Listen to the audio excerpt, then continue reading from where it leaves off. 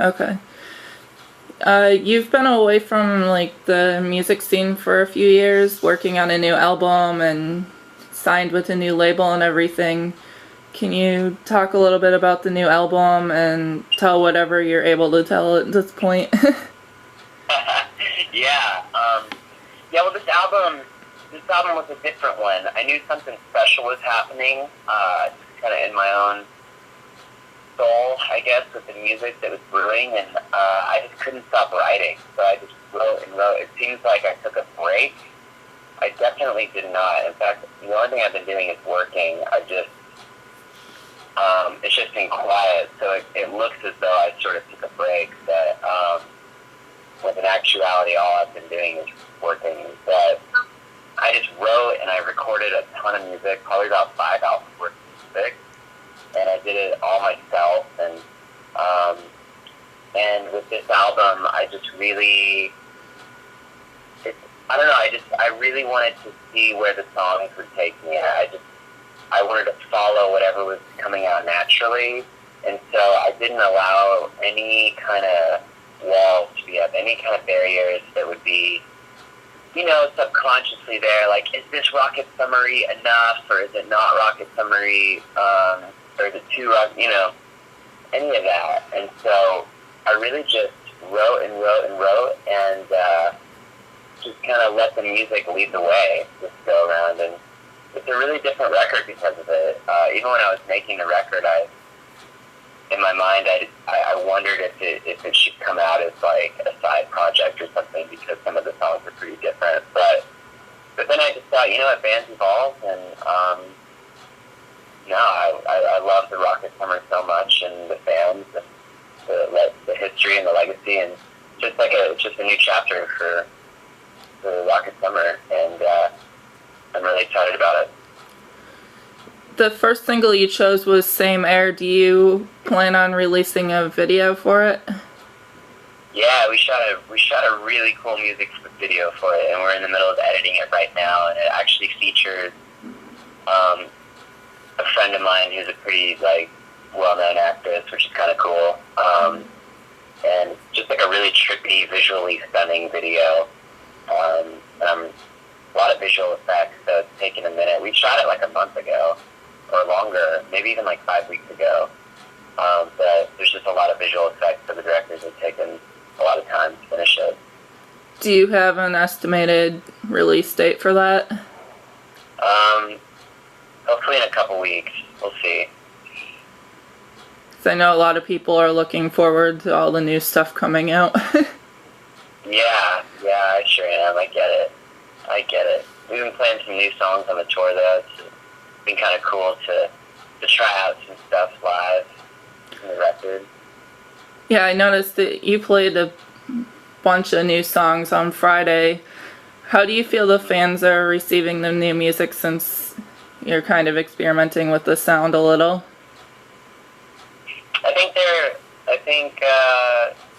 Most people seem to be really excited about it. Most people are really into it, and I think anytime you branch out and you just sort of follow the art that's coming out of you, you're going to get both really positive and negative reviews. And so, but I would say probably almost entirely it's been rave reviews on the new stuff. So that's exciting. But we'll see. I like it. So this record was kind of for me in a way. I just sort of needed to get this out of my heart, and not that I wasn't thinking about the fans, because I always do think about the fans, but I think that a lot of artists, especially in that kind of AP Warped Tour kind of world, can really fall into a thing of just making it a business and making it just churning out whatever the sound is, and I don't know if that, sometimes I feel that's not really real art, and so I think that to be a real artist, you have to sometimes totally just follow your heart, and no matter what the outcome is. And so that's definitely this record. Speaking of Warped Tour, you just did Warped Tour UK a few weeks ago. How did that go? It was amazing, you know. We loved the Warped Tour. We loved Kevin Lyman. It was really an amazing experience to get to fly over to London to play that one event. And I think we kind of stuck out like a sore thumb musically, but it was a really nice thing to get to be a part of. And yeah, we were very honored to get to do it. Was that your first time doing the Warped Tour in the UK? Yeah, first time. And, you know, the Warped Tour in the UK is just one show. It's not like a tour. I don't know why it's called the Warped Tour. It should be called like Warped Festival or something, but it's just one show, and it was at this beautiful place called the Alexandria Palace, and it was this really historic place where the first BBC broadcast was, and you know, it's just an honor to get to be a part of something like that, to play music in that room and in front of that many people. It was a really, really great experience.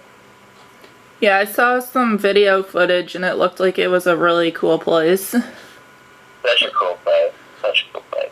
But I think it was, they originally had the Warped Tour over there as like the Road to Warped Tour, and they did more than one show. I don't know why it was just one day this year. But yeah, I don't know either, but it's cool to do it. And right now you're out on your Returning West tour, and it's been a while since you've been out here. I know that you played, I think, in 2012 at Universal City Walk, and I think that was the last time. Or maybe it was 2013. And like in Los Angeles proper, yeah, that's actually a really weird thing to think that it took that long. We played Anaheim. We played Orange County a bunch. So sometimes the two are kind of, you know, it's only like a 30-minute difference. So I think we've played Anaheim 3 times since that one Universal City Walk show. But yeah, as far as our last Los Angeles proper, like in the city limits, yeah, wow, I love 2012. That's so nuts to think that. That's crazy. Yeah, I think you did play up here since then, but it was like a little acoustic thing you were doing. Weren't you doing some like acoustic shows one time? Yeah, I popped in and like guest vocaled at some shows in LA. Like I did something with John Foreman at the House of Blues in Hollywood. That was 2014. Yeah. So really, I just kind of we turned down a lot of stuff so I could focus on making music. I think this next go around, I'm gonna try to not take as much time off. I'm already beginning working on music so that I don't fall into that tunnel again of just like searching for the songs and getting really stoked and looking up and it's like 2 years later, you know. Yeah. And you just signed with Raby too, which is awesome. Like, what made you decide to go with them for your record label? You mean, well, he's our publicist. Oh, publicist, I mean. I'm sorry. Yeah, no, it's all good. Ray's a great publicist, and we still do our own label. It's called Aviate Records, and we've been doing that now for probably 3-4 years, and so all of our releases come out on our own stuff, you know, and it's been really cool to get to just put out whatever we want, whenever we want, you know. Yeah, and you always did like the DIY thing anyway, so you're going back to that with your own label and everything. Yeah, I mean, it's like there's a certain freedom about just like making music like whenever you want, and we live in a time where, you know, it's like having a label can be a very, very valuable thing, and there are days where, you know, that would be nice, but then there are so many days where you find a label and then somebody gets fired and then you're just like lost in the shuffle and it's like that's puts your livelihood on the line, you know. And so I'm like not anti-label at all. Like, I love labels. I love the idea of being on a record label, and I would probably even do it again if the right one came along. But I'm just the kind of person that I don't know. If you're not, the reality is that, and people will tell you this, like, Scott Magnorella is a manager. He manages Green Day and Goo Goo Dolls, and we toured Goo Goo Dolls success. And one of his quotes that he always says is, like, if you think that, like, a manager or a label or anybody is going to just, like, make it all happen for you, then you need to just, like, stop right now, because the reality is that in my experience, we've done everything on our own, and then when we signed to labels, it's because it was just in such a full force, full momentum situation that it was easy for a label to come on and just kind of like help us out, you know?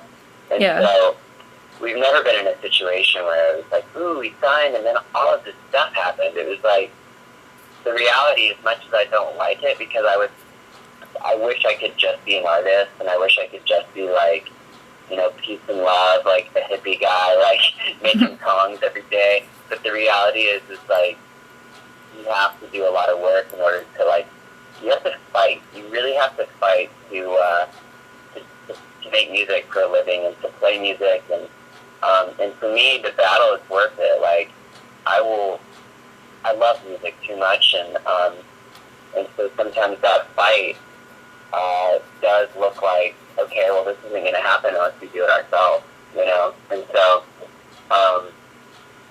we just, like, do it. We just make it happen. And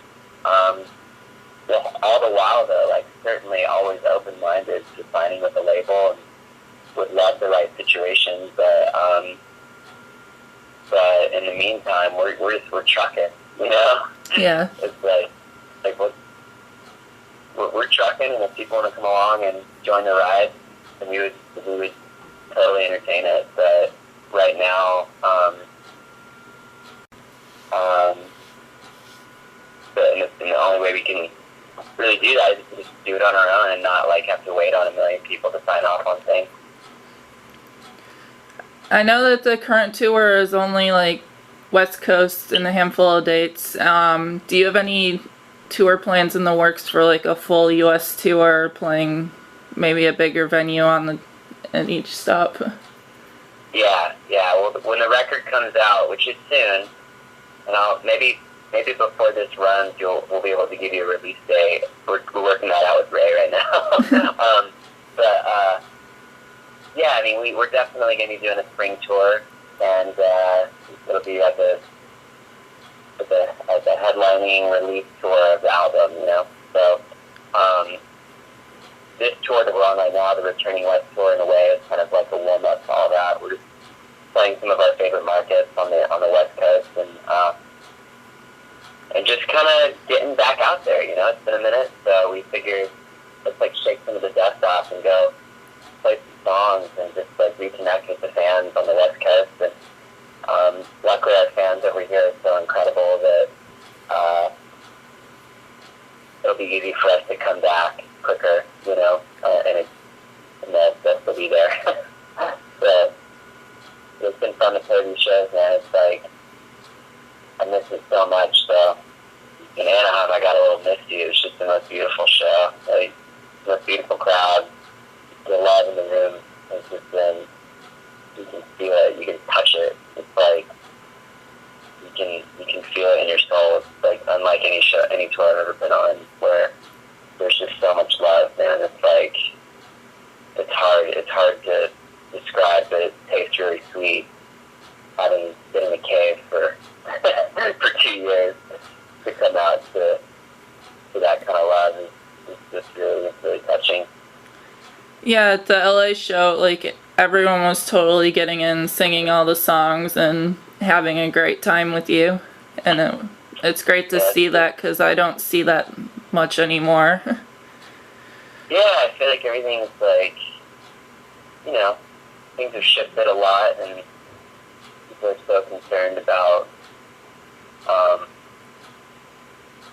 they care so much about, like, they care so much about not caring. It's like, there's this, you know, how many selfies can I take with my peace sign and to make sure I'm not smiling and look like I'm from the 90s, like grunge scene or whatever, like, which is awesome. But I don't know, it's cool, like, coming out to these shows and even in the changes of music and fashion and just seeing how our fans are older and I'm older. It's just amazing to see that these people still just genuinely love this so much, and they know that I love them, and it's like everything just falls away at a Rocket Summer show. It's so crazy. I know it sounds kind of like maybe like a little big of me to say that, but like I really, it's like a tangible thing we've noticed at these shows. It's like people are sort of checking their self-concern at the door and singing their hearts out, you know? Yeah. It's awesome. It's rad. You've been doing the Rocket Summer for over 10 years. What's the greatest memory that you've had so far? It's all good. It's all good. I mean, the greatest memory I have is the last show I played, you know? And I'm not even joking, but Anaheim show, that's the most recent memory, and that's probably the greatest memory as of right now, just because it's so fresh and it was so good. But I'm all about right now, you know, it's like I'm all about the future. I'm grateful for the past, and I'm grateful that I've been able to make music this long and that people attach memories to songs, but there's nothing about me that, like, sits in the past and thinks about the old record other than when we play the songs live. And so for me, my greatest memory is the one that happened yesterday, you know? It's like, because it's right now. And that's what I'm concerned with, is right now and the future, and not dwelling too much in the past, not turning my back on it by any means, and still, you know, pulling up those songs and jamming them because it means so much to our fans and to me. But I'm certainly looking forward to the future. Do you have anything you want to say to your fans right now, or anything you want to add that maybe we didn't cover? Just how much I appreciate them. You know, it's an honor to get to do this, and this wouldn't exist if it wasn't for our fans, and that's just the reality of it all. You go through highs and lows as a musician for a living, and there's been a lot of times where if it wasn't for my fans carrying me, it would have been done. And I owe my fans a lot, and I'm grateful to them, and I'm just looking forward to the future. Let's just keep this thing going. The new tunes, new record, and so many more to come. Okay, thank you so much. Yeah, thank you so much. I appreciate it.